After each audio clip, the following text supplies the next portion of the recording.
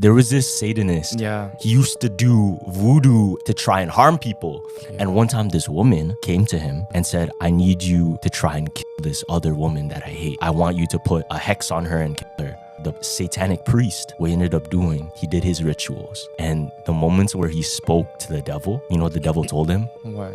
Don't do it? Not this woman. Whoa. Apparently, the devil telling the high priest of satanic church, not this woman. Her God is too powerful. Whoa, that's weird. Also, there's a lot of claims too. These are coming from ex-satanic people, you know what I mean? Yeah. Like there was a person, they went to do harm to people, I think at some church, right? When he was walking towards them, he said there was a veil of fire that it wasn't visible to the eye, but he couldn't walk towards them because it would literally burn his flesh. They couldn't see it. It's just like more of a Like a force field. Yeah, it's something spiritual that you can't see. Yeah. If you don't think demons are real, y'all might want to stick around for this story. So I'm going to tell you guys a personal testimony of mine about the first time I ever got delivered before, and the first encounter I ever really had with demonic entities, demonic presences, and why deliverance is so necessary in the body of Christ. So this was around 2019. I was trying to find God, but I was still living in an unrepentant lifestyle. Like I was still engaging in sexual sin. I was cussing. I was partying. I was drinking. I was doing a whole bunch of things that, you know, would invite demonic forces into my life. Now, at this current time, I was in college and I was about to go to nursing school. So I was finishing up a couple of prereqs and I was in a class. It was one of the last classes that I needed to get into the program. So I remember sitting in this class and there was like a group of us in the class and a bunch of us were all applying to the nursing program. And something that we all had to take was a TEAS exam. Now with this exam, like for some people it was really hard, for some people it wasn't. And I'm not gonna lie, for me it was not that hard. And I took the study materials and I passed the test. And I remember coming to class and saying like, yeah, I passed, guys. This is the book I used, blase, blase. So there was a specific girl in my class who at the time, even the first day I met her, like if you guys watch my video about me having the gift of discernment, as soon as I saw her, I got that uncanny feeling of like, kind of be cautious with this girl, but like, I didn't really have any tangible evidence of anything she did to me other than just that feeling to be cautious with her, right? And she asked me, hey, like, you passed the exam, right? So I'm like, yeah, I passed the test. Like, this is the study book I use. Like, I got it from Amazon if you want it, like, whatever. And she's like, oh, okay. I will also say this too, prior to this exchange, she did mention that she had been trying to take this TEAS exam for several years and she just was not able to pass it. And she was at her wit's end getting like desperate to pass the exam. Okay, that's really important. So after she says, oh, okay, I say, you know, if you want, like, I mean, since I'm done taking the test, you can have my book. Like, it's not really a big deal. Like, I don't really see anything of it. And she's like, yeah, actually, I'm going to need exactly your book. I'm going to need your book and your book only. So I was like, okay, like I said, I'll bring you my book. You can have it. I'll bring it tomorrow, though. I'm like, I'm not going to bring it today. And she's like, you better bring the book. Like, I'm so serious. You need to bring your book to me, like, immediately.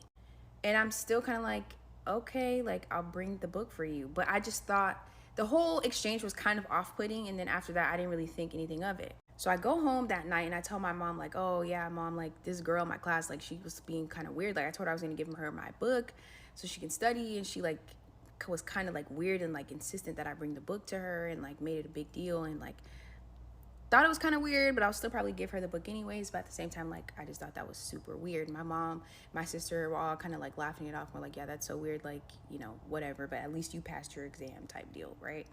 So that night, I go to bed, it's a normal night, and at 6 o'clock in the morning, my mom comes running in my room, and she's like, did you give that girl your book? And I'm like, no, I didn't give her my book. Why? And my mom's like, do not, under any circumstances, give that girl your book. I just had the weirdest dream. I don't want to tell you what I saw, but I just want to say to you, like, it's weird. So I'm kind of like, okay, mom, like, you're being dramatic. Like, I have a Haitian mom, and you know, Haitian parents, they just always having dreams. So I didn't really think too much of it. I said, okay, mom, whatever. You know, I didn't give her the girl the book. And then, you know, I took the book and I put it in my bag to give it to her. But for whatever reason, I just could not give her the book. So this whole exchange happened like on a Monday. And this was Tuesday, now the new day. And I just remember that morning passed. I didn't see the girl in the class, and then I didn't end up giving her the book, but I started to feel very weird, and I couldn't explain why. Just for context, back in that time, I had never experienced depression, anxiety, or anything of that sort. So all of a sudden, that Tuesday, I just started feeling extremely just heavy. It's like my mind would not silence, and I felt very, very, just a lot of thoughts were racing through my head, but like stuff that I genuinely did not want to think about, and I could not stop the thoughts from forming. I also started to notice I felt like myself in an extreme mental fog, and it almost felt like unnatural, like I couldn't control it. And I started also getting these extremely blasphemous thoughts, these really weird thoughts, like just things that I'm like, this is not how I feel, but why do I keep hearing this stuff? And just to not make it like, so that TikTok doesn't take this video down, like I was getting thoughts for me to like myself. I was getting thoughts about God is not real, you're ugly, you need to die, nobody wants you, just a whole bunch of stuff that I never thought about before that incident. Now, this continued for days, guys. I mean, this happened on Tuesday. By like Wednesday, Thursday, my friends started getting very concerned. Like they were almost like, what's going on with you? Like, this is not like you. Like you're not responding, you're not talking, I just felt so low and so drained, and the thoughts were racing through my mind. I felt like I wanted to isolate myself. I was trying to read my Bible, and I kept getting blasphemous thoughts while I'm reading the Bible about this is fake, this is not real, God is not real, you're gonna go to hell, and all of these things, and I just could not shake the feeling. So like I said, prior to this point, I had never really knew about demons. I didn't really know about deliverance. I just knew that I didn't feel right, and I felt funny. And every time someone mentioned anything to me about God, I immediately felt myself getting into like a rage. So since I lived with my mom at the time, she started to notice like my behavior was off, and she's like, what is wrong? And she kept saying like, I'm gonna pray for you. I don't know what's wrong, but I need to pray for you. And it actually got so bad that one of my best friends called my mom and said like, hey, I know you don't understand this, but your daughter needs to come to church this Friday because we need to pray for her, because this is not normal. Now at the time, my best friend was already actively walking in deliverance. She was already familiar with it. They already knew the signs of when somebody was getting oppressed by demonic entities. But I also was kind of skeptical, and I didn't believe that this was a thing. I just thought that I was going through something. So Friday comes, and my friend's like, please, please, please, if you do nothing else, I need you to come to church. And if you feel the urge to really not come, you need to come even more. So that Friday comes, I feel so low energy, I feel so drained, I feel so overcome with the desire to not go to church, because I just could not, for whatever reason, church seemed like everything I did not want to go to, and that was just so not in my character. I ended up showing up to church 30 minutes late, which if you know me, I'm really not a late person. And as soon as I got in church, I just felt angry. Like an extreme amount of anger came over me. I felt tense. I felt worried. I felt like I need to get out of here. And I just remember sitting down in church and staring at the wall and feeling so upset. And all of a sudden, the more that people started praying, the more that people started talking, the more I started feeling like this uncontrollable urge to just like, I need to get out of here. And as soon as I was getting ready to collect my things to leave, one of the church members came over to me and she said, I need to pray for you, and the Holy Spirit told me to come up here and be gentle when I spoke to you. I just remember this lady came to me and said, did you try to give someone a book this week? And I was like, yeah. And she goes, that girl used that book to put witchcraft on you. And she said, and if you desire prayer today, like we will break the demonic ties right now in the name of Jesus. And I was just like, yeah. And I remember they started praying for me, and I just started weeping and crying and feeling heat all over my body and feeling weak at the same time, and then also feeling like just this presence rise up out of me. And also I could feel it leave. And I just remember after the entire deliverance session was over, just feeling like so relieved. And ever since that day, I really went back into the Bible and really tapped in and saw like, yeah, Jesus spent primarily 95% of his ministry casting out demons, healing the sick.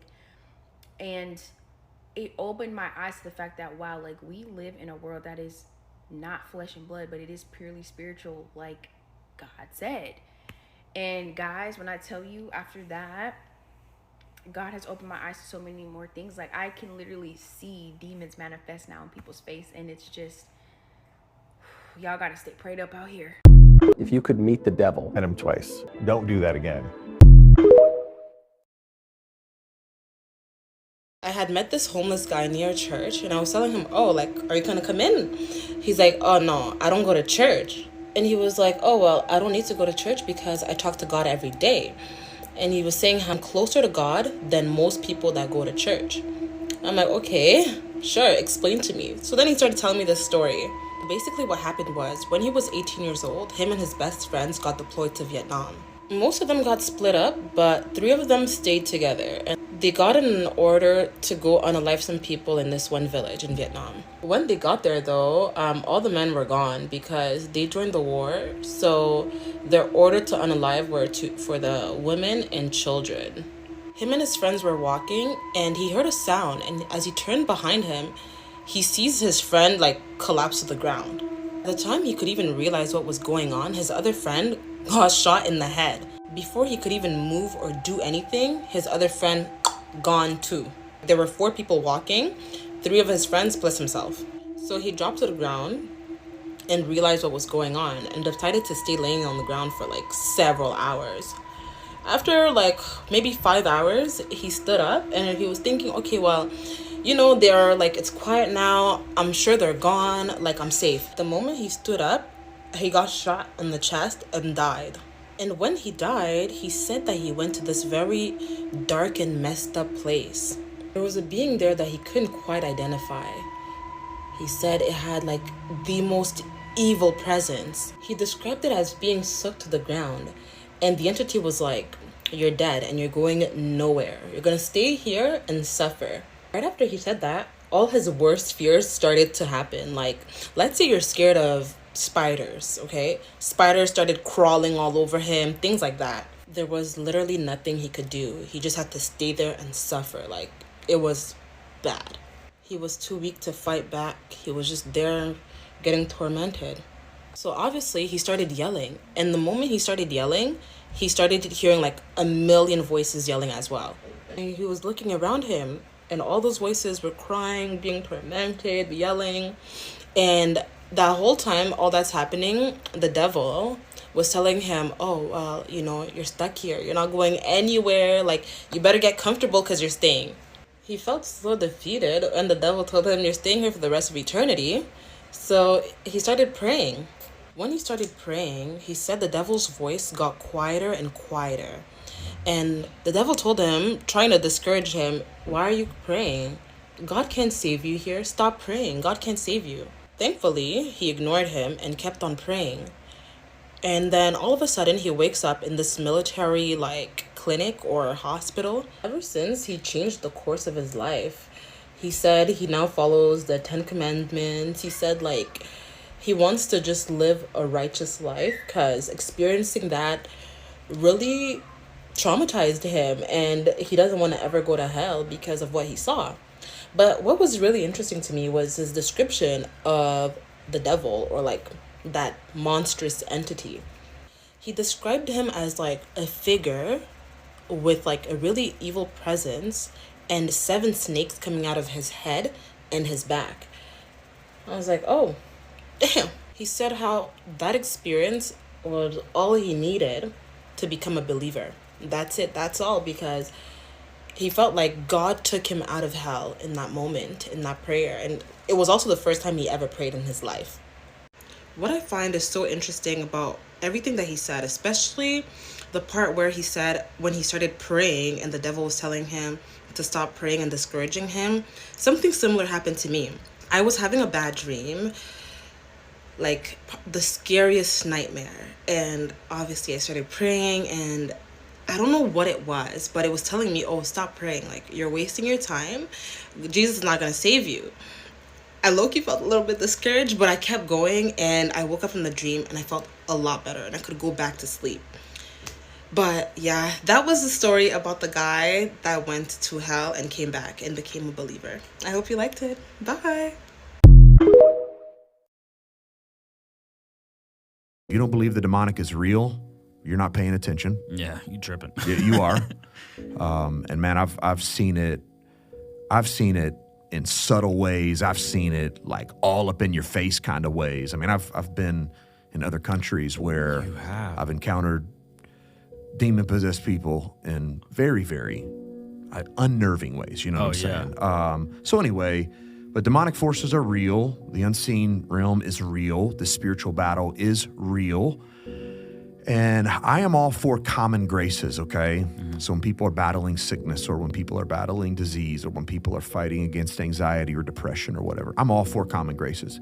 Dude, go to the doctor, take some medicine, whatever. Praise God. Like, I believe that all of these advances are part of the creation mandate or the cultural mandate, where God told Adam and Eve to take all of these natural resources and to improve upon what he had made. It's people fulfilling the mandate in Genesis 1. Yeah. But here's what I'd say, man. Sometimes that stuff that you're going through, what you need is deliverance. So it's bigger than discipline. It's bigger than medicine. It's bigger than doctors.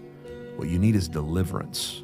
And maybe somebody needs to hear this today, because you've been struggling and you've tried it all and you've been working at it and you're still stuck. And what I'm saying to you is, it might be what is happening is there's demonic oppression going on in your life. Yeah. That there are forces that you cannot see battling against you in unseen ways, and they're inflicting pain and they're inflicting problems into your life that only Jesus can undo and overcome. The great news is Jesus can provide deliverance, because he has authority over demonic forces, and demonic forces must bow to the commands of Jesus. So here would be my recommendation. You need to get some godly people around you to lay hands on you and to pray over you in the name of Jesus, that those demonic forces would flee, if that is what's happening in your life. And I think I met the devil once and wasn't even scary. Remember when COVID was first causing people to go crazy and panic and not look at each other in the eye? Well, all this was going on, and I was in my bathtub taking a bath, and I was just meditating and saying, why is this happening? Why is all this chaos and fear? And all of a sudden the devil was standing there, not spooky, just a dark figure. He was cleaning his fingernails with a pocket knife. And I said, devil, why are you doing this? Why are you causing all this fear, panic, chaos, and death? And he looked at me and he said, Rebecca, I'm just feeding my people. His people meaning the dark chaos energies. And then I just had this revelation that we could be feeding the chaos energies too, anytime we meet hate with hate, or anger with more anger. Who are you feeding? That's the question. Are you feeding feelings of light and love? Are you helping the chaos energies by perpetuating? Something to think about. Leave me your comments and tell me what you think. So this phenomenon is like a new thing, and I think it came out like right after 2020. I'm not sure what it was that brought it, but it's a new thing. And I didn't hear about it until recently, right? So about 2 years ago, I was reading about it. I'd say about 2 years ago. Then I was driving home. Then I ended up stopping at a Goodwill that I saw off the highway. So I was on the highway. I'm like, oh, let me check it out. And it's like one of those big, big Goodwills. I love going to Goodwills, especially new ones. And plus in the area I was in, it's more of like a wealthier area. So you can find like nice things. And in those kind of areas, I found like what's it called, Chanel bags and all that. So you are able to find something nice if you're lucky. So anyway, I like to stop by every time I saw one or I see one, so I can be able to kind of look through and see what I find. Anyway, so I walked into the store and I'm shopping like normal. So I saw this beautiful picture frame. it was completely empty, but around it, it's like one of those vintage, big wooden, like very beautiful picture frame that you will see like in a wealthy person's house. Anyway, so I saw it and I was like, oh my God, you know, I really wanted to get it. But then I saw another smaller one right next to it. So I told the guy, okay, well, hold this one for me at the desk. I'm going to grab a second one and I'm going to look at some stuff and I'll be back. So while I go, I call my sister because she was looking for a new table for her house. So I called her FaceTime and I was like, hey, look, I found some tables, you know, can you come down here quick? So while I'm talking to her, I'm on FaceTime with my sister, and I accidentally was about to show my sister the table, and the lady was sitting at one of the chairs that my sister was going to buy the table that comes with one of the chairs. Anyways, so I'm like, hey, look, I'm showing her, and my eyes accidentally, I have my sister like this on the phone, and my eyes accidentally looked over at the lady because I was trying to not face the camera towards her so I don't show her face, you know, on my FaceTime with my sister. So then that's when I noticed like only one side of her face. Now you might think I'm crazy, and people might say, oh, well, it's probably a stroke. It's not a stroke. There's no way it's a stroke. I work with people who have stroke. I work on a stroke unit, okay? I work on a stroke unit. I know what your face is supposed to look like when you have the side droopy and everything.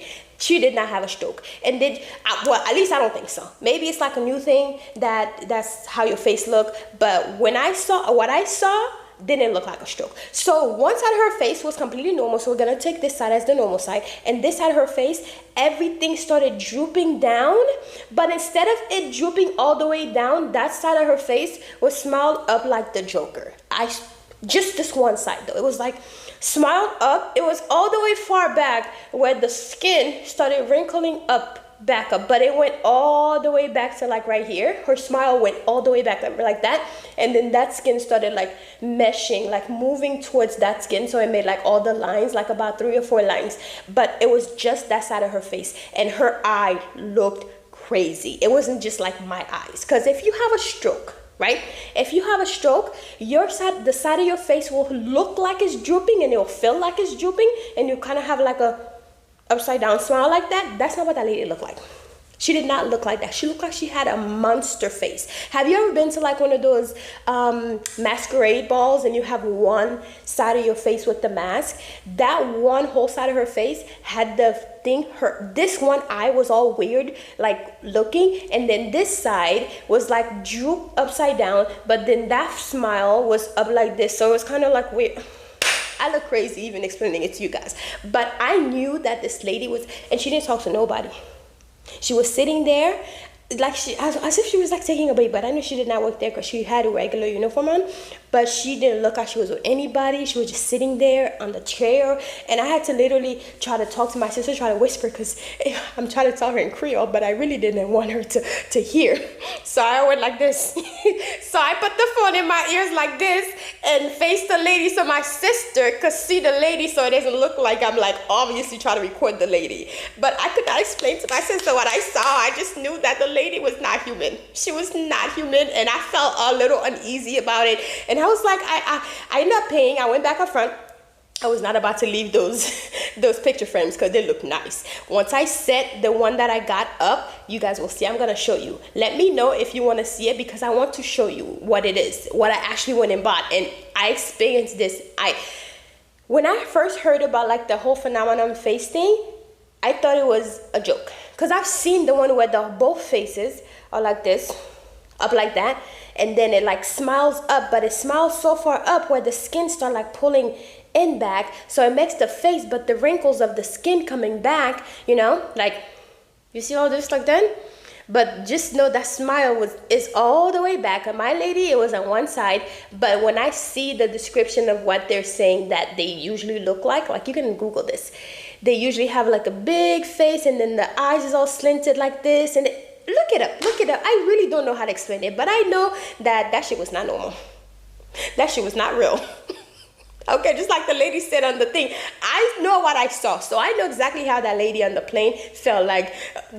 I'm telling you, this lady right here, this shit is not real, and that's how I felt. I was trying to tell myself, like, this lady is not real. But then again, she think I'm like a little cuckoo because I'm spiritual and she's not, and you know, Haitians. Anyways, that's y'all let me know if you've ever experienced, if you've ever seen somebody like this in real life, or if you even heard about this whole phenomenon thing. Because I feel like I just be reading stuff that nobody else reads. Maybe nobody else have heard about this. Let me know if you have experienced it, or if you've even heard about this whole phenomenon with the monster face. Anyways, talk to you guys later. Bye.